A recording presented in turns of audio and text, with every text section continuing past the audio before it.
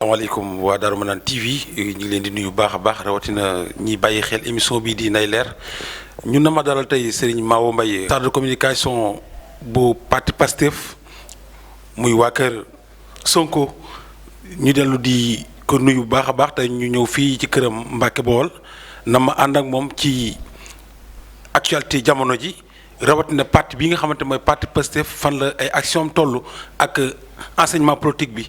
ci lañ nama waxtaan ak moom kon sëñ Mawo Mbaye ñu ngi lay nuyu.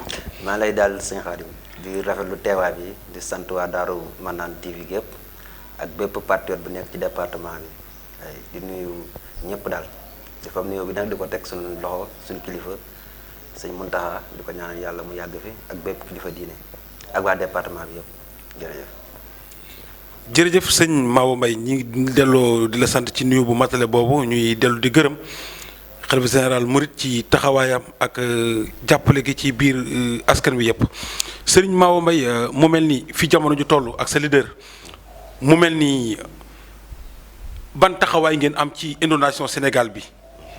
waaw inondation yi moom suñu taxawaay daa mel ne leer na ci parce que bi inondation bi amee rek d'abord dañuy mastaw ñu nekk ci ndox mi parce que ba léegi am na ñu nekk ci biir ndox mi ñoo ngi leen di mastaw di ñaan yàlla teggul leen natt boobu ñu nekk. suñu taxawaay nag ñëpp gis nañ ko bi mu xewee dañoo ñëw ci ñoom mastawu leen déglu leen ñëw waxtaan ak askan wi ñaari phase la. dañoo egg ci inondation bi wax ak askan wi ñëwaat waxal askan wi. wax ak askan wi maanaam ñi mbënd mi dal egg nañ ba ci ñoom ku ci nekk gis na Ousmane Sonko mu nekk ci biir ñun ñiit su wax dëgg yàlla fu inondation dem génn nañ xool lu mu fa demee ba ñëwaatee ñu toog suñu siège. waxal askan wi. ñi nga xam si mbënd ma doy na dal na leen waxal leen incompétence ak responsabilité état moo leen ko yóbbee loolu aussi day leer ba mu ñëwee dañoo jàmbaaram ne lii la lii moo leen ko teg waaw. loolu mooy suñu taxawaay ban pare nag yemuñu foofu mobiliser leen bépp patriote pour ñu jàppale leen. boo demee Pikine ak Rufisque nga xam si fa la mbënd ma gën a wulee ñaay ak Kër Massar wax dëgg yàlla patriote yi. la nga xam si waru leen woon parce que am nañ fi état. kenn falu leen. mais teewul ñoo ngi mobiliser seen i fonds di wut ay moto pompage gis nga leen ci biir ñuy ŋàcc. kon donc loolu suñu taxawaay la ci mbënd mi. seen taxawaay ci mbënd mi ndax loolu rek dina nekk lu doy ndax bu fekkee ne yéen a ngi doon yóotu lii di réew mi wala lenn ci moomeel yi ndax tamit loolu doy na maam ñëw wax leen nii rek jàmbatandoo ñu ak ñoom ndax du profité ci occasion boobu rek. def ko seen feuille de route politique. déedéet. comme ni ngeen koy defee ci li jàll. xam nga ñun dañoo am feuille de route ku nekk xam naa ne Pastef ak feuille de route am maanaam ay action lu demee ne peut-être que lu bari boo xam na da nga ma ko laaj ci bu demee ba ci biir lii dafa ñëw rek. bi mu ñëwee en tant que citoyen en tant que sénégalais nga xool ne am na ñoo xam si loru nan ñi loru say sénégalais la. ñu ji am mun fal mu jiite ñu kooku dañ koo fal. mu ñëw 2012. 2014 mu taxaw bàkku ba muy campagne 2019 ne ba ma ñëwee 2 ans laa def lépp luy xeet inondation dañ na Sénégal loolu lépp dégg ngeen ko ku nekk yi Sénégal rek dégg nga Macky Sall namoo loolu. ne def na ci 766 milliards 766 milliards la ñu waxoon dañ koy génn pour def ko ci. xam na ku nekk xam na luy milliards ñun Touba ca kanam su ak suñu inondation yi fi nekk defuñu gudd fi 3 milliards. te ba ñu mobiliser dañoo wax ne def planning bi. def étude technique yi ne bu ñu amee 3 milliards dana saafara mbënd bi 3 milliards. te ku nekk xam na ne Touba mooy deuxième ville mais aussi première commune 3 milliards président daan ne 766 milliards dana ko génne pour mbënd jeex Sénégal. 766 milliards nag dañuy toog di wax du xaalisu askan wi la mu ne dañ ko ci def ñëpp xam na ne bu ko ci defee moom inondation duñ ko waxati fii Sénégal mais ñu ñëw. li fi am benn jour la am nit ñi di tëmb. ba aussi ba nit ñi di tëmb di kenn gisu ko dañ koy wax aussi c'est noonu la fi demee moom lu xew mu nekk day dem toog fee rek indi ceebam mais kenn gisu ko ci Covid bi mu seet si ay malade kenn gisu ko aussi mu dem xooli waa mbënd mi mu toog léegi nag ñun aussi ñu dem nous sommes un parti ba nga xam ne formé na benn parti ba nga xam ne opposition radicale la ñuy wooyee suñu bopp. dañuy taxaw nag ne leen manquement yi lu ko waral mooy mauvaise gouvernance ak la nga xam si peut-être que la fa waroon a dem demu fa loolu ñu leeral leen ko ne ko mën nañ koo saafara gouvernement bii fi nekk mën na koo saafara mais saafara bi mooy da leen a bàyyiwul xel pour génne leen ci li ngeen dund loolu da leen koy wax loolu du dara ak suñu politique mais dañ koy dénoncer lépp luy mal gouvernance dañ koy dénoncer. yaa ngi wax sànq ci wàllu lim ci dugal ci nombre de xaalis bi nga wax muy 47 wala 57 yi nga wax ku nekk xam na ne état du jël benn fonds rek dañ naan lii moo ko tax a jóg. ci programme bi. waaye nag xam nga ne duñ ko yamale ci 4 ans yooyu wala ci 5 ans yooyu ndax 4 ans la wax rek naa ko ci problème ci nombre de 4 ans boobu. ku nekk xam na ne Dakar daan tëmbee ci biirum ndox amul waaye nag ku xam ne taw yi am yi jàll moom mënoo koo jiñ état mënoo koo jiim ci mal gouvernance ndax ndox mi taw gëj naa taw jamono bu yàgg. gëj na am. waaw léegi da ngay d'accord ne déjà inondation rek mooy mauvais assainissement am na. assainissement moom duñ ko laaj benn parti politique gouvernement bi lañ koy laaj. assainissement yow nga ne 700 yow yaa taxaw bàq ne naa ci dugal 766 milliards ñu ñëw mu taw benn jour mu tëmb daan la laaj nag saa yi foo dugal xaalis bi te li ñu wax na ne 766 milliards yi génnul boo demee ci rapport ONAS da lay wax ne la 40 comment dirais-je ay phase lañ ko def mais ci phase yooyu 32 milliards moo génn léegi li assainissement bi moo baaxul loolu lañ koy wax loolu moo indi mu tëmb. waxuñ ne la baax na waaye ci 57 milliards yooyu waxuñ ne lépp moo dem yaa ngi wax léegi sa biir yi wax maanaam par phase lay doon. waxuñ ne lépp a ci dem ndax moom ci jëm boppam bi mu ñëwee sax daf ne nañ ci def ay audit wax ko fan la toll. waaw kon kooku xam na ne lépp demagul. waaye nag mu ne def leen audit bi waaye le temps loolu mu jël 10 milliards defaat ko benn appui boo xamante dina dem ci waa ONAS dem ci waa camp sapeurs-pompiers yi ñu def évacuation d'eau boobu war a am kon ku ne xam na ne mi ngi ciy jéem li mu man d'accord naa ak yow ci lenn. li nga ko bëgg a comparer muy Touba gi nga jël muy 3 milliards bi Touba ci kanam dem ñu leen ci sant baax baax seen taxawaay boobu waaye xam na ne 9 milliards jiitu woon na loo xamante ne ni gouvernement bi moom moo ko def te bu ñu fàttali ko depuis 60 ak léegi Abdou Diouf jot a def leen benn activité inondation ci biir Touba kenn jéema ko ci xëy na Abdoulaye Wade jéem na ci tuuti waaye lii fi ñu ci àgg nii ak jéego yi ci président def dëgg yàlla ñu ko war a sant mu def ko faneen ak faneen nag. bon Touba man damay Sénégal laay wax.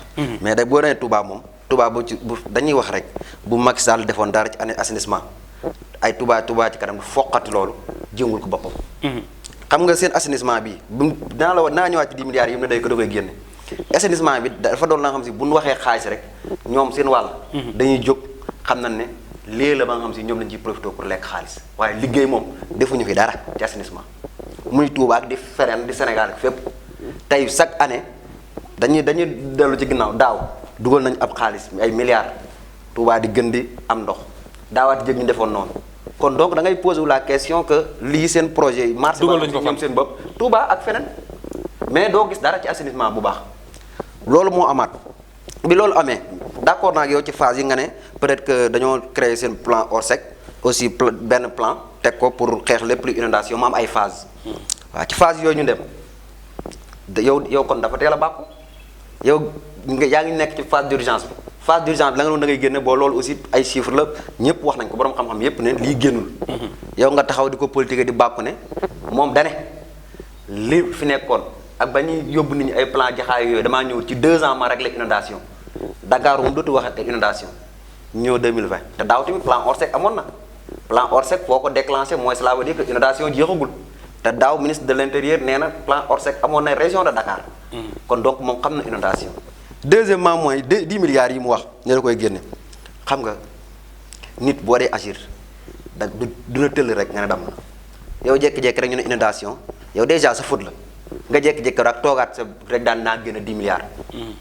wala ngaa ne da ngay génne 10 milliards 10 milliards yooyu may ñu ko sunu xaalis la mais dafa am lu jiitu da nga def étude d'abord 10 milliards yi fan lay dugg ak bon lu tax may génne 10 milliards nga war koo justifier lu tax ma war a génne 10 milliards parce que 10 milliards du c'est pas 10 000 francs da ngay toog nga def say étude te loolu moo manqué Sénégal kii Macky Sall mooy vision la amul danaan tépp rek moom dugg ci la nga xam si kenn xamu 10 milliards ba nga ko génn da ngay def ay étude nga toog dimanche la mercredi nga ñëw ne dinaa génne 10 milliards da ngay toog nga def say étude ba pare mu leer na la 10 milliards nu koy génne nga wax askan wi ak lu tax ngay génne 10 milliards loolu noonu 10 milliards boo ko génnaatee marché ba nga xam si ñoom seen bopp dañ ci profité rek pour lekk xaalis loolu dong la mais 10 milliards yooyu mooy loolu te lu gën a am solo da koo deful li gën a am solo encore mooy yow mii boo yoroon sa doom muy feebar doo ko xëy du ko seet si ngeen bokk benn kër gi di jënde garab rek motive woo ko pour mu jóg doxi soxla dafa war a wàcc xool sinistré yi loolu aussi dafa doon geste ba nga xam si dana leen may sax courage waaye yow sinistré yow ñii yow li ñu teg ñoom ay citoyen lan am nañ droit dëkk bon boo ko mën boo fekkee da nga ne ko sax mbir yàlla la mais yow si wàllu bopp as ñun ñëpp ñu xam ne sax yàlla moom du la fi wàcce ba pare xam nga la di la defal lenn li la nga xam si mën nga ko les moyens de boo yaa ko defal sa bopp yow léegi defoo li nga war a def ñii nekk inondation nga toog fi nga toog di maye ceeb lu xew nga ne maye ceeb mais loolu saa yi du plan pour régler loolu noonu te loolu aussi ñun ci lañ ko alerter rek di ko wax na ko saa waay xoolaata sa politique amoo vision.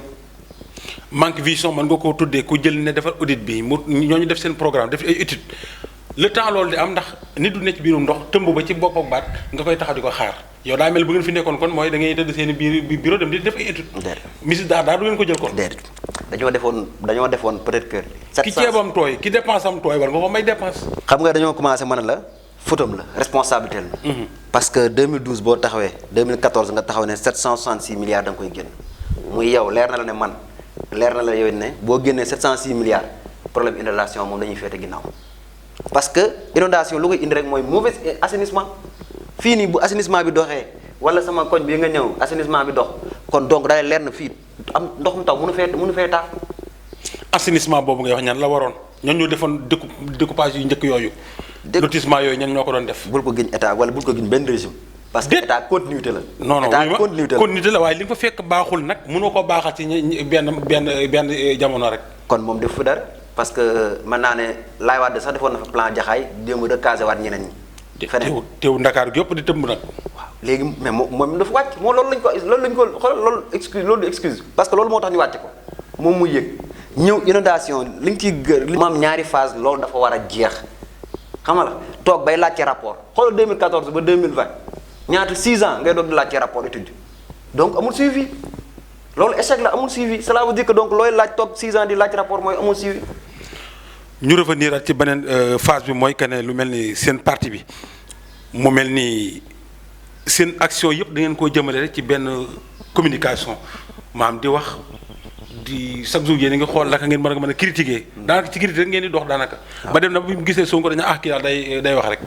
waaw mais demul noonu parce que ku xam Pastef xam champ politique bi xam nga ne ñun ba ñu dugg ci politique bi jàngat la déjà ci mots yi am Sénégal wala ay ab groupe daal di former parti pour jële fi li fi bon li fi nekk bi ñu ñëwee langue politique dañ ko wane ko mooy déjà dañoo wane suñu vision bind ay téere teg boo demee ci livre solution wala nga dem ci yeneen livre da nga gis ne ñii wane nañ seen vision te boo ñëwee suñu programme yi doon campagne muy programme jot na da nga ci gis ne ay solution lañ tegal Sénégal loolu aussi xam nañ ne faaw ñu gagné doog di ko mën a dérouler gagnéwul mais teewul li naan par exemple action citoyenne ñoo ngi ci ñun déjà boo dee xool don de sang yi organisé nañ ko fépp Sénégal ba banque de sang remercier Pastef la nga xam si collecte nañ ko mosuñu ko fee collecté te du dañ loolu ay action yu mën a teg suñu bët la ñu ñëw xam ne autosuffisance alimentaire Macky Sall da koo way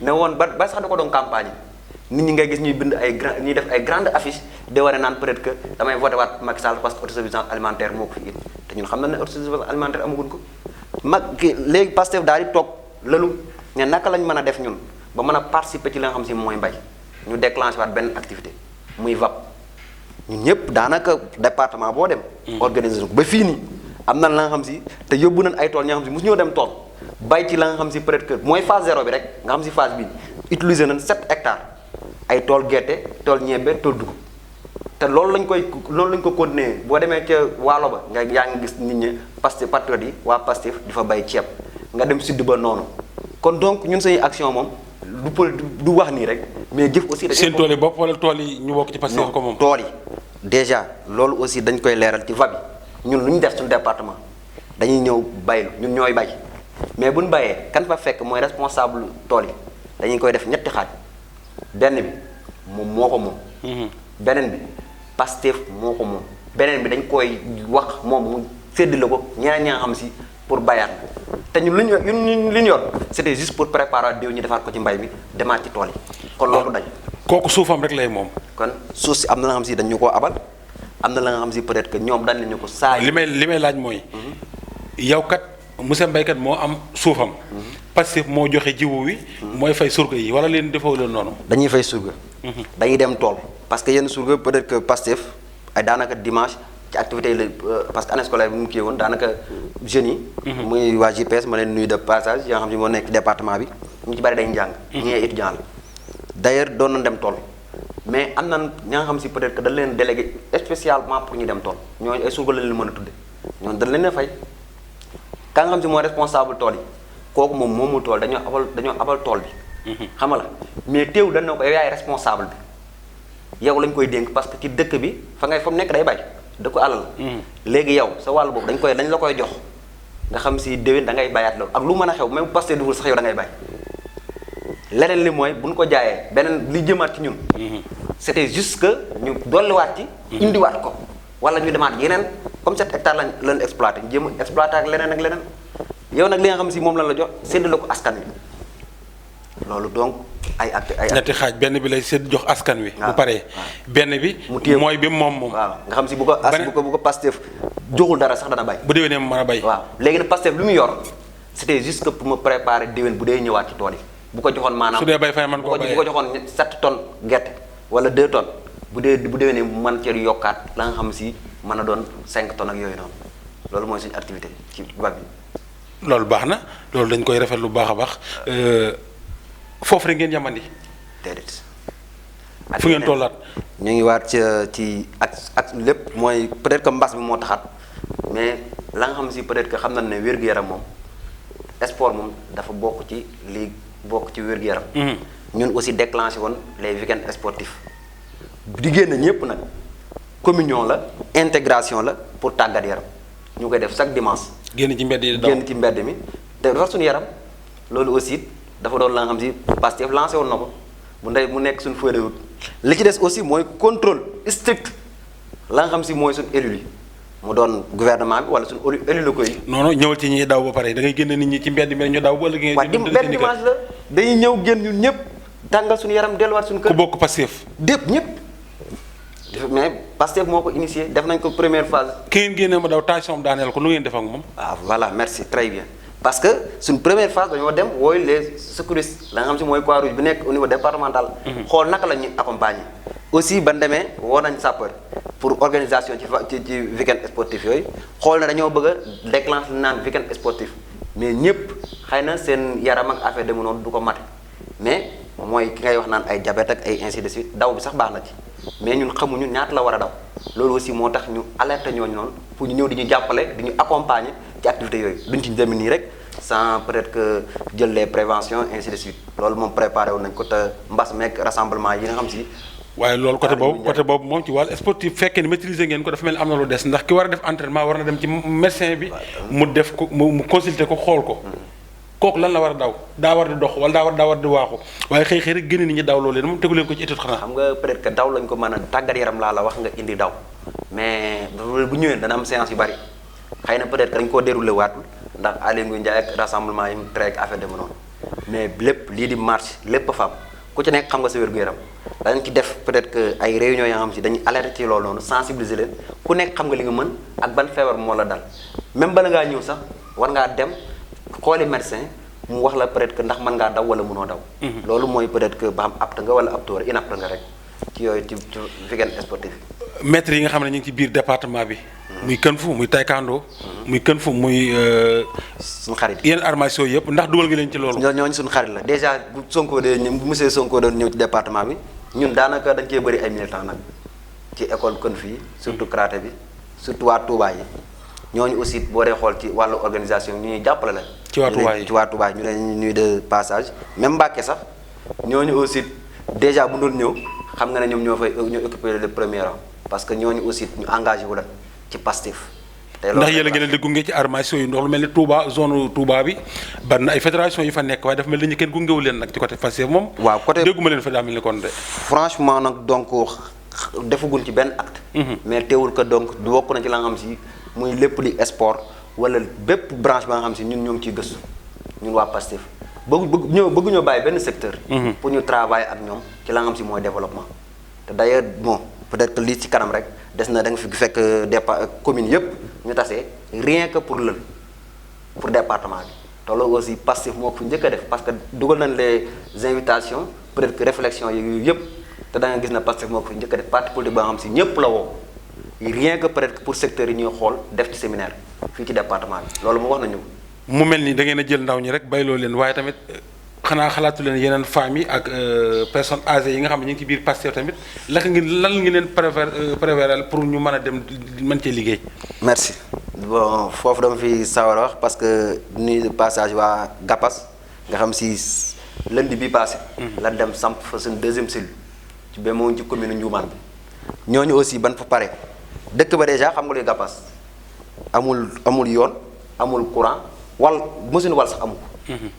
ban fa demee montage cellule la te ñoom dañoo jënd peut-être carte membre bu bokk adhéré ci Pastef ban demee ban tegee cellule ba pare mënoon nañoo ñibbi mais 21h fa la ñu fekk.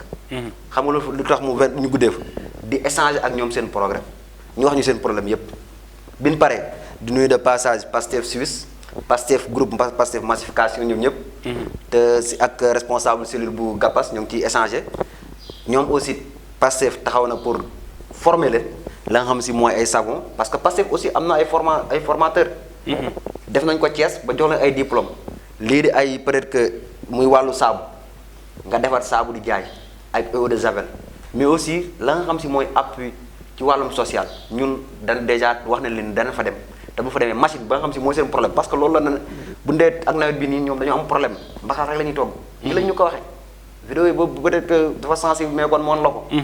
parce que dañuy dem di wallu ji mu tooy te fu ñuy wallu ji ak foofu 4 kilomètres. ban dëkk. Gapas Ndioumane. moo ngi ci Ndioumane foofu Pastef dem na ba foofu. Pastef wër na fépp. dem fa ban demee peut-être que waa Suisse ñoo ngi ci waxtaan te déjà da nga gis ne dootu boo fi ñëwaatee dana la wax ne la wala da nga gis les images ñu ne la installé na machine boobu noonu. installé nga machine ba mu mel ni yaa ngi wax sànq département bi ak ñu ngeen di jëflanteel mu mel ni nekkoo fi maanaam yow rek da ngeen a am. bureau comme ni ko parti yëpp amee biir fii wala ngaa bokk ci bureau national bi. bon déjà pour mu wax fii nii ci bureau Mbacké bi commune yëpp Pastef na fa section. fii section bi nan nga ko composé. section bi waaw voilà merci am na lu ñu naan peut-être que cellule déjà moo war a am comme ci quartier yi wala ci village yi. déjà dañ ne la bu fekkee da ngay engagé ci projet Pastef da ngay wut carte membre Pastef doon militant. bu ngeen matee 25 ñu montal leen cellule boobu na massifier pour jéem a copte ñeneen ñu dugg ci biir. Pastef fii boo jëlee bon commune Mbacké fu mu toll nii 22 quartiers la 22 quartiers 6 quartiers moo ci amul cellule 6 quartiers. moo ci amul cellule ci 22 quartiers 16 quartiers 16 cellules lañ am ci biir commune bi xam nga lu tax 6 quartiers yooyu amul cellule amoon na cellule mais dañu doon replacer waat quartiers yi pour def renouvellement. am benn cellule yoo xam si bien vrai que ak quartiers yu njëkk yi. existé woon na mais replacé bi bon ça tardait à avoir par exemple 25 mais y a des sympathisants là-bas mais bokkuñu ay militants. te ñun dafa am militant ak sympathisant militants yooyu nag bon mën na ne 6 quartiers ñu dem nag léegi ci village yi boo demee ba Mbacké ak cellules yooyu dañoo formé naan section communale bu Mbacké. léegi am nañ fi section boobu peut-être demaat ak yeneen communes yi ñu am fa ay cellules ci yenn villages yi dajalewaat cellules yooyu formé section ba fu mu toll nii sur les 16 cellules sur les 16 communes de Mbacké 15 cellules 15 sections installé nañ leen. ci département Mbacké ci département bi Touba Taïf moo ci des te Taïf am nañ fay sympathisants am nañ fa la nga xam si mooy cellule aussi mën nañ faa créer section mais comme dañoo nekk ci coalition dafa nekk am nañ fa la nga xam si moo ëpp suñu militant. coow xam na ak politique rek déjà mu amoon ay jaxasoo. ñu ne comme dañoo nekk coalition te ki fi nekk muy sëñ Fallou Mbacké xam nga ko actuel président conseil départemental ci ñun la bokk déjà donc nañ bàyyi section boobu noonu nag militants yi expliqué ko ñoom ñu xam ko boobu noonu moo ñu dese muy commune Taïf mais yeneen communes yëpp am nañ fa section di liggéey ensemble mais nag ci cellules yooyu Touba moom dafa demee ne xam nga Touba spécificité ak bon population ak nombre d'électeurs am mën naa ne 14 communes yi ci des. ñoom ñoo formé beneen bu naan Pastef Mbacké bon ma doon chargé de communication et de la formation des militants. lu noonu la demee te noonu la ñuy liggéey aussi te ñoo ngi continuer ci massification yi. am ngeen plus de 16 cellules. 16 sections non sections yi 14 15 la. 15 sections cellules yi moom bu ñu ko doon compter moom bari na moom ëpp na 16. waaw. loolu baax na Touba kan moo fa représenté Pastef. Cheikh Thioro Mbacké ñu koy ziar de passage di ko nuyu aussi ak mbokk képp militant Pastef. moo fa nekk fële. Touba ñaata cellule la am. Touba seen cellule peut-être que ñoom ak seen procédé xam naa peut-être que naa la mettre en rapport ak seen Cheikh Thioro ngeen waxtaan ci wala seen chargé de communication Sarr ngeen waxtaan ci. wax dëgg yàlla aussi ma leen di ziar seen liggéey bu rafet ñoom it wax dëgg yàlla commune yëpp nag di ziar commune yëpp parce que chaque jour ba lundi massification la ñuy def chaque lundi la ñuy installé cellule si yenn commune wala leen mais commune yëpp a ngi liggéey Pastef. Touba jotoo maa wax ña fa jotoo monté wu wala da ngeen koo tàmbaleekul. si Touba ña fa jote lañ ko la fa jote ña fa ay militants. bari nañ fa trop macha allah bari nañ fa trop am nañ fa section boobu noonu yow xanaa nekkul. benn section moo fa ne wala ñaar. non benn commune bu nekk benn section lay am. xam nga commune Touba la commune Touba ñaata benn moo fa ne section la. benn fa ne ay cellules yi si bari na. boo boolee benn boobu da nga ko ajouté ci bu Mbàkke bi. waaw Mbàkke mu nekk 17 wala 16 ba tey. 16 communes la commune bu nekk benn section lay am. kon Touba benn fa ne waaw mooy sëñ Thierno sëñ. Cheikh Thioro moo fa nekk. coordonnateur section Touba.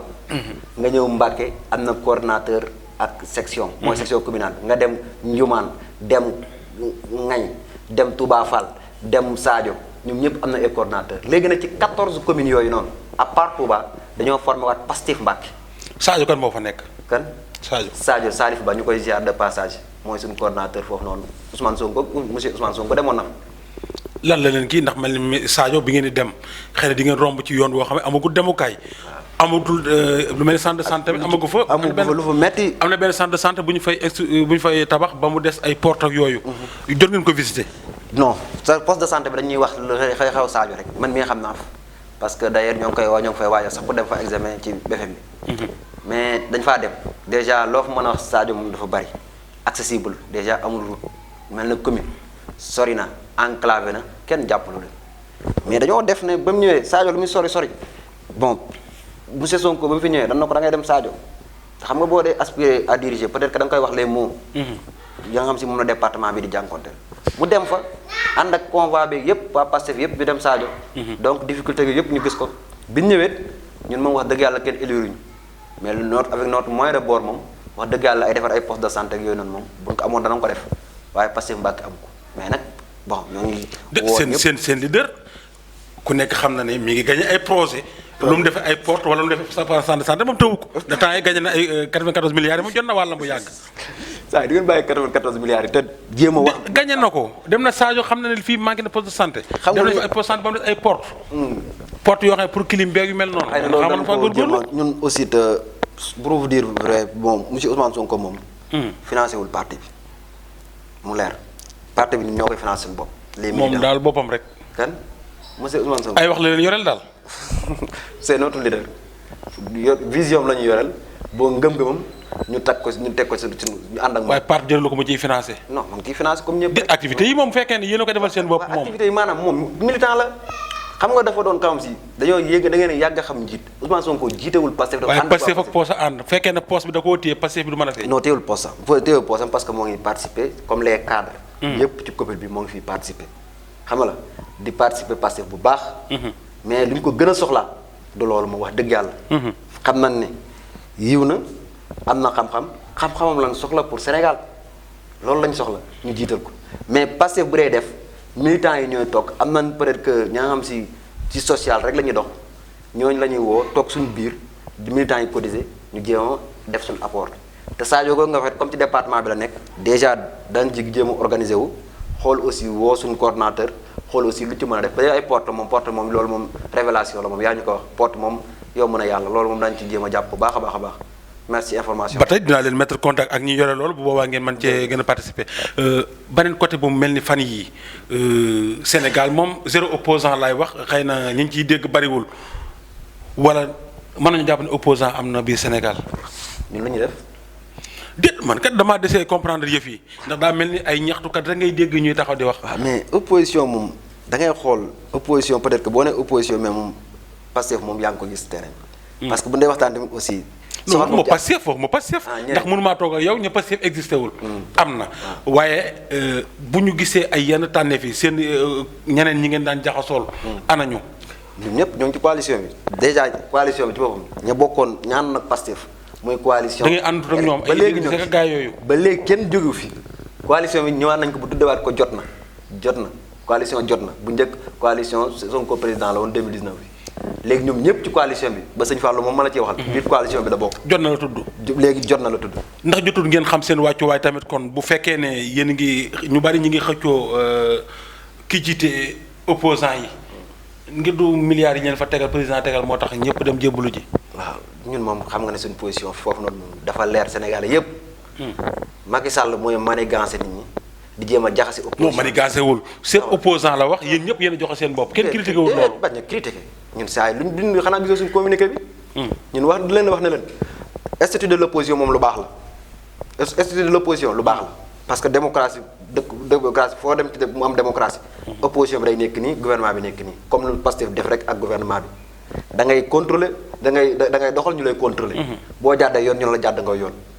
waaye nag ñëw ba ci di ñu wutal chef loolu moom kenn duñu chef moom parce que bon politique bépp fi nekk. yow bokkuñu vision nattukaay la. bokkuñu vision. dama la nattukaay boobu noonu moo baaxul dana ci ñëwaat bokkuñu vision déjà xamal kon mënuñu cee chef ñu dem. nga dem dem ak coalition déjà yow sa coalition ba nga demoon sax tas na nga ñëw na bëgg a jiite. chef de l'opposition mooy kan.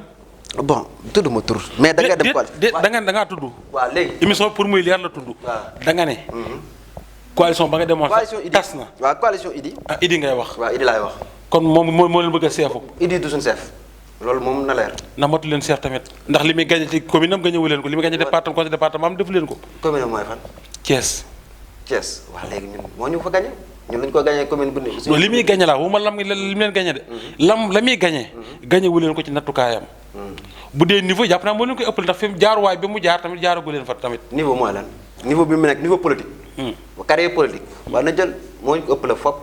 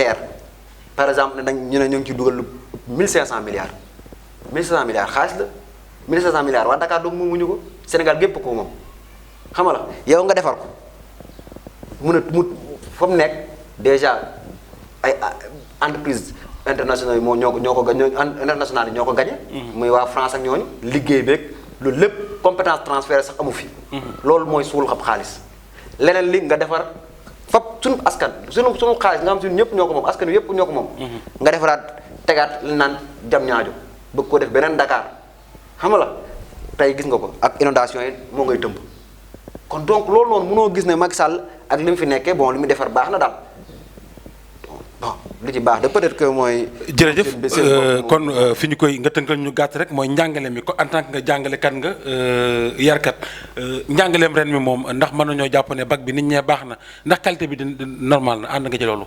waaw bu fekkee am na suivi peut-être que résultats yi macha allah may remercier corps professoral bi yëpp ak fépp fu mu nekk ak les acteurs de l'éducation peut-être que seen taxawaay ba sauver année scolaire bi alhamdulilah.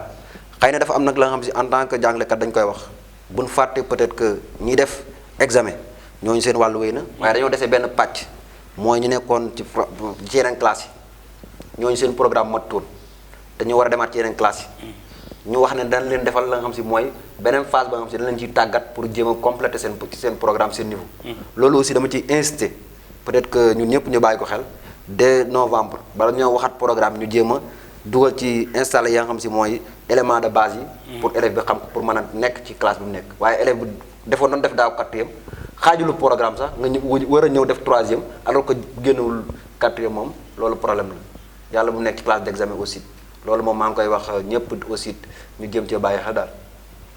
nga tàggatoo waale. waaw sant leen bu baax a baax Daaru Manaan TV sëñ Xaadim ak patriote Mohamed ñoom ñëpp daal ak di santaat tous les militants. ak toutes les militantes de PASTEF Mbacké ak PASTEF national sax ñu leen gën a waxaat rek lu ñu desee peut-être que tuuti la ñu gën koo ñu matal ko. incha allah 2024 moom ñun ñoo fi nekk moom incha allah bu neexee yàlla loolu moom leer na. jërëjëf sëñ Mouhamed Mbaye nekk ci biir Mbacké Bawol ñu dellu di ko sant bu baax baax te ñu fekkoon ko fii këram lim ñu leeral lépp ci biir parti PASTEF. ñu del di sant bu baax a baax di gërëm waa Darou Manane TV ak téléspectateurs yi nga xamante ne ñooy bàyyi xel émission bii dinay leer ñuy gërëm ñëpp di sant ñëpp di gërëm Mor ci caméra bi ak Abdourahmane Diop ak équipe technique bi yëpp ñi nekk biir Darou Manane TV ñu leen sant di leen gërëm jërë ngeen jëpp.